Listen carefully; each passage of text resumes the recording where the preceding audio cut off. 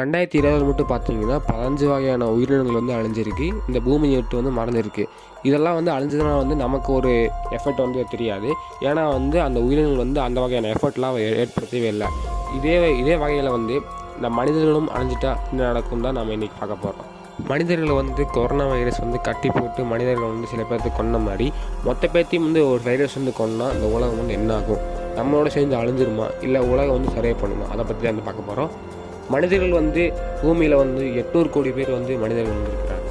இது வந்து ரொம்ப கம்மியான வந்து ஒரு எண்ணிக்கையாக சொல்லலாம். நாம் கிட்டத்தட்ட வந்து எறும்புகளே பார்த்திங்கன்னா வந்து 12 வகையான எறும்புகள் வந்து இருக்குது இந்த பூமியில் வந்து. அதில் வந்து 10 ட்ரில்லியன் அளவுக்கு வந்து எறும்புகள் வந்து இருக்குது. இதெல்லாம் வந்து மனிதர்களை விட ஏகப்பட்ட மடங்கு வந்து ரொம்ப அதிகமான ஒரு எண்ணிக்கை. இப்படிப்பட்ட எறும்புகள் வந்து இந்த பூமியில் இருந்தாலும் வந்து நம்மளை மாதிரி ஒரு எஃபெக்டை வந்து உருவாக்கலை, ஒரு பாதிப்பு வந்து உருவாக்கலை. அதாவது மனிதர்கள் இருந்தால் மட்டும்தான் பிற உயிரினங்கள் வந்து வாழ முடியும், பில்டிங் செய்ய முடியும், கரண்ட் உருவாக்க முடியும், சரியாக பார்க்க முடியும். இதெல்லாம் வந்து மனிதர்களால் வந்து முடியும். இது வந்து எறும்புகளால் வந்து முடியாது. அதனால் வந்து மனிதர்கள் வந்து இறந்து விட்டால் வந்து ஒரு கூடி சீக்கிரமே வந்து ஒரு 3 நாளில் வந்து பவர் சோர்ஸ் எல்லாம் வந்து காலி ஆகிடும். பவர் சோர்ஸ் இல்லாதனால வந்து எந்த ஒரு உயிரினாலும் வந்து ஒரு தீயை வந்து உருவாக்க முடியாது. இதனால் வந்து கரண்ட்டை ஃபுல்லாக அழிக்க முடியும், இந்த லைட் எஃபெக்ட் வந்து அழிக்க முடியும்.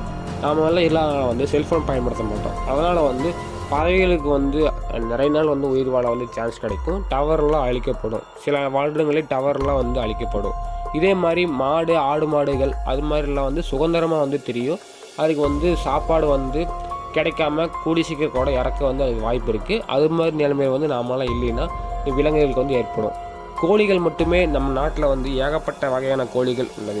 கோழிகள் வந்து 20 மில்லியன் கோழிகள் உள்ளது. இதெல்லாம் வந்து பார்த்துக்கிறது வந்து மனிதர்கள் தான். மனிதர்களே இல்லைன்னா வந்து கோழிகள் வந்து சுதந்திரமாக தெரியுது மட்டும் இல்லாமல் அது குறிப்பிட்ட நாள்லேயே வந்து சாப்பாடு உணவின்றி வந்து செத்து போயிட வாய்ப்பு இருக்குது. நாய்களும் வந்து சில பூனைகள் அது மாதிரிகள்லாம் அடித்து வாழ வாய்ப்பு இருக்குது. இருந்தாலும் வந்து ஒரு குறிப்பிட்ட அளவுக்கு மேலே வந்து எதையாலும் சரியாக பண்ண முடியாது. பல நாய்கள் மட்டும் தன்னைத்தானே வந்து பாதுகாத்து, சில நாய்கள் மட்டும் தன்னைத்தானே காப்பாற்றி கொள்ளும் இந்த சக்தி படைச்சிருக்கும்ல, அது மட்டும் ஒரு 2 வருஷத்துக்கு மட்டும் உயிரோடு இருக்கும். மித்ததால் வந்து அழிஞ்சிடும். மனிதர்கள் இல்லாதனால வந்து மரங்களெல்லாம் வந்து துரு பிடிச்சிரும். வீட்டில் இருக்கிற மரம், ஹுட்டு எல்லாமே துரு பிடிக்கிறது இல்லை, கரையான் பிடிச்சிரும். கரையான் பிடிச்சி அதெல்லாமே வந்து டெஸ்ட்டாக ஆகிடும். கீழே இருக்கிற பம்பு செட்டு, அப்புறம் அந்த ஃபோல்டரில் போட்டுப்போம்ல, அதெல்லாமே வந்து எல்லாம் காலி ஆகிரும். தண்ணியெல்லாம் வந்து பில்டிங் ஃபுல்லாக வந்து ஏறுனால வந்து பில்டிங் வந்து கிட்டத்தட்ட ஒரு 3 மாதத்துலேருந்து பில்டிங் எல்லாம் வந்து கீழே விழுந்துற வாய்ப்பு இருக்குது. ஒரு கட்டத்துக்கு மேலே வந்து உலகம் இருக்கிற எல்லா பில்டிங்குமே வந்து இடிஞ்சு உலகம் வந்து விழுந்துற வாய்ப்பு இருக்குது. 60 வயசில் வந்து ஈஃபில் டவருமே வந்து சாஞ்சிரும்.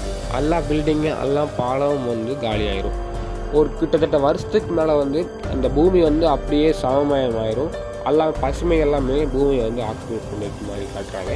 இங்கே வந்து கீழே அடிமட்ட நீர் வந்து யாரும் எடுக்க ஆளாத வந்து நிறைய மழை பெஞ்சு ஒரு ஊரே, ஒரு கிராமமே வந்து தண்ணிக்குள்ளே முழுகிற வந்து வாய்ப்பு நிறைய இருக்குது. நாம் ஸ்க்ரீனில் பார்த்துக்கிறது வந்து விண்கல்லாம் கிடையாது, அது வந்து ஒரு ஸ்பேஸ்ஷிப்பு, செயற்கைக்கோள். மனிதர்கள் இல்லாதனால வந்து செயற்கைக்கோளை ஆப்ரேட் பண்ணாத, ஒரு சர்வீஸ் பண்ணாத நிலைமையில் வந்து ஒரு குறிப்பிட்ட வருஷத்துலேயே வந்து செயற்கைக்கோள் வந்து செயலிலேருந்து வந்து பூமியிலேருந்து விழுந்துருது. அதுக்கப்புறம் வந்து செயற்கைக்கோள் ஸ்பேஸ் வந்து மனிதர்களால் மட்டும்தான் ஆக்சஸ் பண்ண முடியும். அது வந்து பராமரிக்காத விட்டதுனால வந்து குறிப்பிட்ட வருஷத்துல அதுவும் வந்து 10 வருஷத்துலேயே வந்து அங்கே கண்டுபிடிச்ச டிவைஸ் எல்லாமே வந்து அழிஞ்சிரும். எல்லா ஃபேஸ்ஷிப்புமே வந்து அதில் அழியும். ஒன்று மட்டும்தான் அழியாத இருக்கும். என்னடான்னு பார்த்தீங்கன்னா வந்து மனிதர்கள் கட்டப்பட்ட அந்த பில்டிங்ஸ்னால் அந்த சிலைகள் அது மாதிரி வந்து அழியறதுக்கு வந்து பல மில்லியன் வந்து வருடங்களாக வாய்ப்பு இருக்குது. இது மாதிரி பில்டிங்கெலாம் வந்து அழியறதுக்கு வந்து கிட்டத்தட்ட வந்து பல லட்ச ஆண்டுகள் ஆனால் மட்டும்தான் இந்த மாதிரி பில்டிங்கெல்லாம் அழியும். இதுக்கப்புறம் வந்து நம்ம பார்க்குறது வந்து நம்ம கடலை பற்றி தான் பார்க்க போகிறோம். கடலில் வந்து நம்ம மீன் பிடிக்க வந்து ஆள் இல்லாதனால வந்து கடல் சோர்ஸ் வந்து ரொம்ப வந்து அதிகமாக இருக்கும். மீன்கள் எண்ணிக்கை வந்து ஏகப்பட்டது இருக்கும். இதனால் வந்து அழிந்த மீன்கள் கூட இப்போ வந்து நம்ம பூமியில் வந்து பிறக்க வாய்ப்பு இருக்குது. இதெல்லாம் வந்து மீன் ரொம்ப அதிகமாகிறதுனால கடலில் வந்து இடமே இல்லாத போகிற அளவுக்கு வந்து வாய்ப்பு இருக்குது. அது மாதிரி சூழ்நிலை ஏற்படுங்கிறாங்க.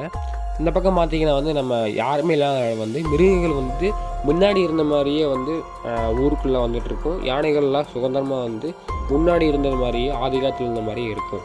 இந்த உலகம் வந்து ஒரு 10 வருஷம் கழித்து மிருகங்கள் வாழக்கூடிய இந்த ஃபுல்லாக பசுமையாட்டம் ஆயிரும். மிருகங்கள் வந்து இந்த உலகத்தை வந்து ஆக்குபை பண்ணிடும். இது மாதிரி வந்து நம்ம எல்லாம் வந்து இதெல்லாம் நடக்க போகுது. அதுக்கப்புறம் பார்த்திங்கன்னா வந்து மனிதர்கள் இல்லைனாலும் வந்து நம்ம செஞ்சுட்டு போன அந்த எஃபர்ட்லாம் வந்து ரொம்ப வந்து இன்னும் அதிகமாக தான் இருக்குது. அதனால் வந்து அந்த சைடு எஃபெக்ட்ஸ் வந்து இந்த பூமியை விட்டு போகிறதுக்கு கிட்டத்தட்ட 40 வருஷங்கள் ஆக மாட்டிருக்கு. இந்த ரேடியேஷன்லாம் வந்து போகணும். இருந்தாலும் வந்து 40 வருஷம் ஆனது இந்த ரேடியேஷன்லாம் போகும். 40 வருஷம் கழித்து இந்த பூமி வந்து நம்ம மனிதர்கள் இருக்கிறதுக்கு முன்னாடி எப்படி இருக்குமோ அவ்வளோ ஆரோக்கியமாக இருக்குதுச்சுல, அது மாதிரி வந்து CO2 ஆக்சிஜன் எல்லாம் வந்து நார்மல் ஆகிருந்தோமா. அதுக்கப்புறம் பார்த்திங்கன்னா வந்து மனிதர்கள் நம்ம வந்து ஏகப்பட்ட பிரச்சனை இருக்குது.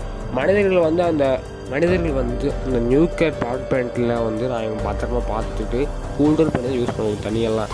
மனிதர்கள் இல்லைனாலும் வந்து அந்த தண்ணியெல்லாம் வந்து கொஞ்சம் டெம்பரேச்சர் ஏறி கூடி சீக்கிரம் வந்து வெடிக்க கூட வாய்ப்பு இருக்குது. வெடித்ததுனால வந்து அந்த 3 மாதத்துக்கு வந்து ஃபுல்லாக வந்து அங்கே ஃபுல்லாக பாதிப்பாக தான் இருக்கும். அந்த பாதிப்பு தீர்றதுக்கு வந்து 3 மாதம் தீரலாம். இந்த வெடி மருந்தோட பொருளை பொறுத்து தான் அந்த பாதிப்பு வந்து எப்போ தீரணுன்னு நம்மளால சொல்ல முடியும். கிட்டத்தட்ட வந்து நம்ம உலகத்தையே வந்து நம்ம ஆக்குபை பண்ணுறதுனால வந்து ஏகப்பட்ட நியூக்ளியர் பவர் பிளான்ட்லாம் நம்ம வந்து உலகம் ஃபுல்லாக வச்சுருக்கோம்.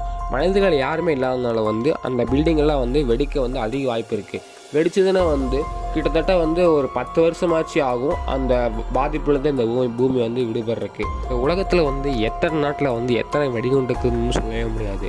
சப்போஸ் இந்த வெடிகுண்டு வந்து தப்பு தவறு வந்து வெடித்ததுக்கப்புறம் வந்து என்ன ஆகுதுன்னா இந்த பூமி வந்து ஃபுல்லாக ரேடியேஷனால் கவர் பண்ணப்படும். ரேடியேஷனால் கவர் பண்ணதுனால வந்து மேகமூட்டம் நல்லா போய் வானத்தில் போய் அடைச்சி சூரிய வெப்பமே வராத அளவுக்கு பண்ணிடும். அதனால் வந்து பூமி ஃபுல்லாக சில்னஸ் ஆகி அங்கே இருக்கிற தாவரங்கள் ஃபுல்லாக அழிஞ்சு பூமியை வந்து ஒரு உயிரினங்கள் வாழறதுக்கான தகுதி இல்லாத இடமே வந்து மாற வாய்ப்பு இருக்குது. என்னதான் ஆனாலும் வந்து ரேடியேஷன் வந்து அழியிறதுக்கு வந்து கிட்டத்தட்ட 40,000 வருஷமாச்சு ஆகும். அந்த 40,000 வருஷம் கடந்ததுக்கப்புறம் தான் அந்த பூமி வந்து கிட்டத்தட்ட ஒரு 4 மணி ஆகும். நம்ம பூமியில் வந்து ஏகப்பட்ட ஃபேக்ட்ரி இருக்குது. ஃபேக்ட்ரி வந்து ரன் பண்ணணும்னா வந்து கரண்ட்டு தேவை. அந்த கரண்ட்டு மூலியமாக தான் அந்த ஃபேக்ட்ரி வந்து குறிப்பிட்ட டெம்பரேச்சர் வந்து வச்சுட்டு இருப்பாங்க. மனிதர்கள் இல்லைன்னா வந்து அந்த டெம்பரேச்சர்லாம் எகிரி அந்த ஃபேக்ட்ரியெல்லாம் வந்து வெடித்து ஃபேக்ட்ரி வந்து தீ பிடிச்சி தப்பித்தவறி வந்து காட்டு பக்கம் போய் சின்ன ஒரு தீயாச்சி வந்து மரத்துங்களை பற்றி எரிஞ்சதுக்கப்புறம் வந்து இந்த பூமியில் இருக்கிற சில காடுகள் வந்து சும்மா குபுன்னு அந்த தீ வந்து ஃபுல்லாக பரவிடும். மனிதர்கள் வந்து என்னதான் வந்து இப்போ இருக்கிற டெக்னாலஜியை வச்சு அந்த தீயை வந்து அணைச்சாலுமே அப்போல்லாம் வந்து மனிதர்கள் இருக்க மாட்டாங்க. மனிதர்கள் இல்லாத வந்து இந்த உலகமே வந்து தீயால் வந்து மாட்டிக்கிட்டு ஃபுல்லாக வந்து காற்றெல்லாம் மாசுபட்டுரும். இந்த உலகத்தில் வந்து எந்த உயிரினம் அழிஞ்சாலும் வந்து சான்றே கிடையாது, ஒரு ஆதாரமே இருக்காது. ஏன்னா மனிதர்கள் அழிஞ்சால் மட்டும் ஒரு ஆதாரம் இருக்குது. அதுதான் வந்து உங்களுக்கு எல்லாமே தெரிஞ்ச விஷயம்தான் பிளாஸ்டிக் இல்லாத ஒரு நாடே கிடையாது. அது மாதிரி வந்து இந்த உலகத்தில் வந்து பிளாஸ்டிக்கான குப்பை வந்து ஏகப்பட்டது இருக்குது. இந்த கழிவுகள் வந்து கடலில் ஏரியில் கண்ட இடத்துலலாம் கிடக்கு. இது வந்து மக்களுக்கு வந்து பல பில்லியன் ஆண்டுகளாகட்டும் ஏகப்பட்ட ஆண்டுகள் வந்து தேவைப்படுது மக்களுக்கு. சில டைம் வந்து இது மக்கவும் மக்காது. இது மாதிரி பொருட்களை வந்து நம்ம பயன்படுத்துறது வந்து கொஞ்சம் குறைச்சா வந்து இந்த பூமியை வந்து கொஞ்சம் பசுமையாக வந்து வச்சுக்கலாம். அதனால் வந்து இந்த பொருட்களை வந்து பயன்படுத்தக்கூடாதுன்னு தெரியல, ரீயூஸ் பண்ணுற மாதிரி வந்து பயன்படுத்துங்க. சும்மா வந்து கடலில் ஏரியில் வந்து குப்பையை போடுறதுனால வந்து பல உயிரினங்களுக்கு வந்து ஏகப்பட்ட தீங்கு நடக்குது. இதனால தான் வந்து உயிரினங்களை வந்து சாகிறது நம்மளால் தடுக்க முடியல. ஓகே காய்ஸ், நம்ம அடுத்த வீடியோ சந்திப்போம். அது வரைக்கும் black the white channel video பார்த்துட்டு இந்த சப்ஸ்கிரைப் பண்ணிடுங்கப்பா. Bye guys.